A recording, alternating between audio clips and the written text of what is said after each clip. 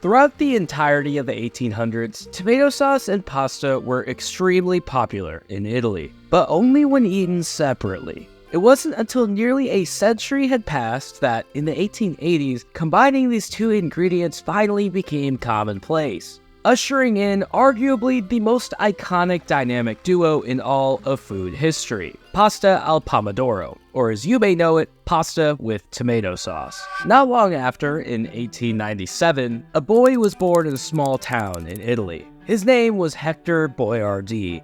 How Boiardi is spelled here might surprise you, but that is the original spelling. However, we'll get to how that changed later in the video. At the age of 11, he started working as an apprentice chef at a local restaurant, picking up essential skills in the food industry. And then, like many Italians, decided to follow a dream, an American dream. Hector boarded a ship to sail across the Atlantic, arriving at Ellis Island at the ripe age of 16. A decision that paid dividends, as 2 months later, World War I consumed the entire continent of Europe, including his Italian homeland. But the United States wasn't completely unaffected. Many men joined the military just in case if their own country went to war. But Hector, simply wanting to cook, landed an entry-level job in New York's famed Plaza Hotel, and within a year worked his way up to head chef, likely because his would-be competition had left to fight for their country. But little did the now called Chef Boyardee know that he would soon support the American war effort far more than anyone who had left his kitchen.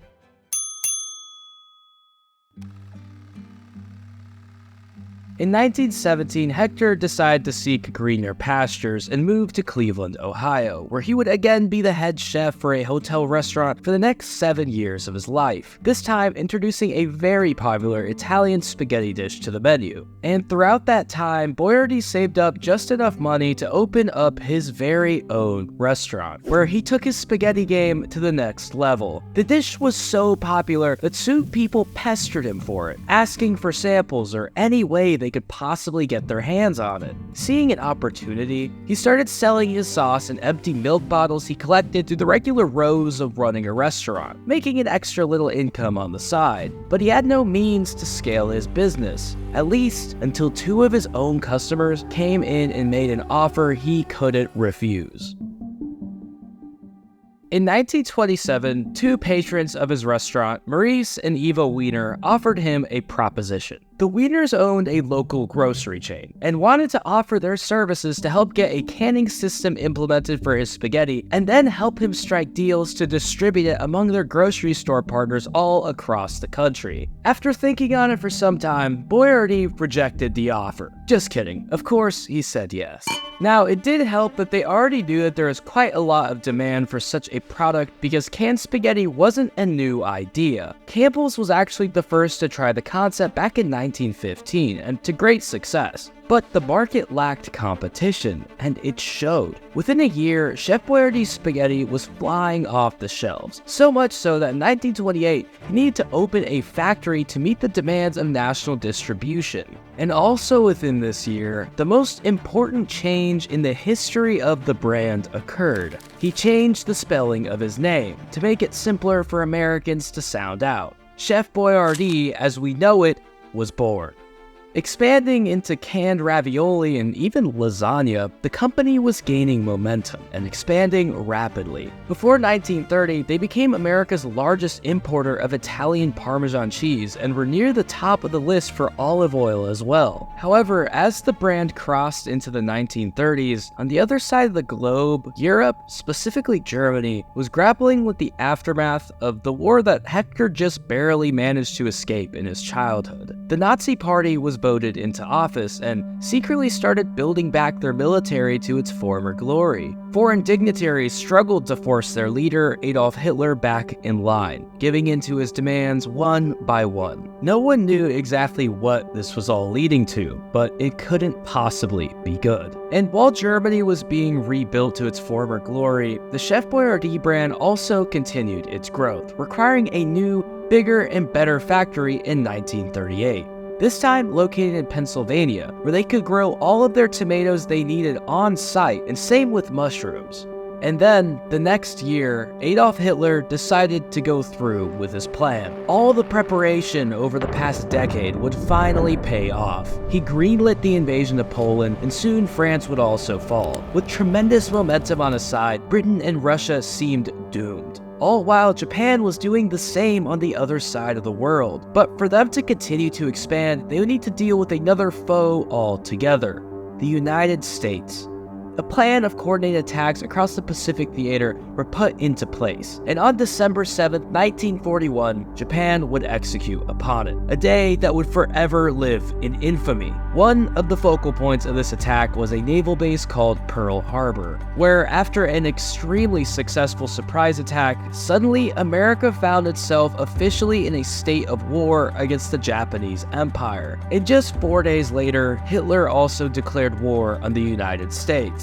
But the thing was, there was a massive ocean between both of them. And that means that in order to fight a war that is overseas, thousands of miles away, the US military would need a supply of portable food. And what's more portable than food in a can? Taken for granted today, canning was arguably one of the greatest innovations in the entirety of military history. So with this in mind, the government went knocking on every major canning company throughout the entirety of the country and conscripted them one by one to the war effort. And who was in more of a prime position to join up than Chef Boyardee? With a brand new factory and an improved supply chain, their company could be an invaluable asset to the United States military, and after a few meetings, they officially were.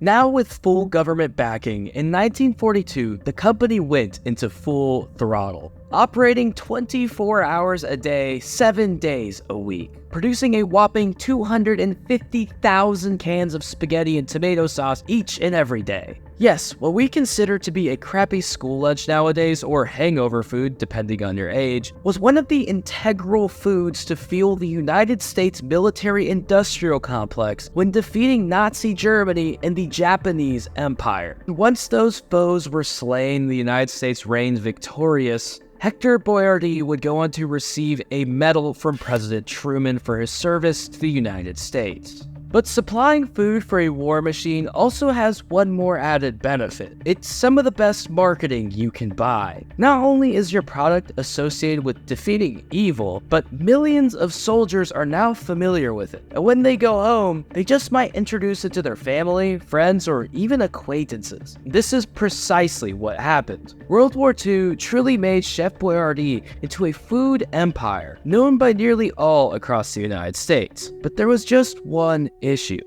Hector wasn't a businessman. He was a chef at heart, but now the company, suddenly lacking military contracts, was having some serious cash flow issues. Sure, they had more customers than ever, but not enough to keep the factory running like it did during the war, meaning Boyardee would need to shrink down and find ways to limit production costs. A completely foreign concept to him, since up until this point in his life, all he did was expand the company. On top of that, there were family disputes internally over the ownership of the company and what direction to take it in. So, Hector decided to do the right thing for the business itself, to sell it to someone who could properly manage it. He went to a food conglomerate, one named American Home Foods, and came away with a hefty $6 million for his company. But this wasn't the end of Hector's involvement in it. He still made a good income by promoting the brand while also developing new foods for it to sell. After all, it helps to have your face be the logo.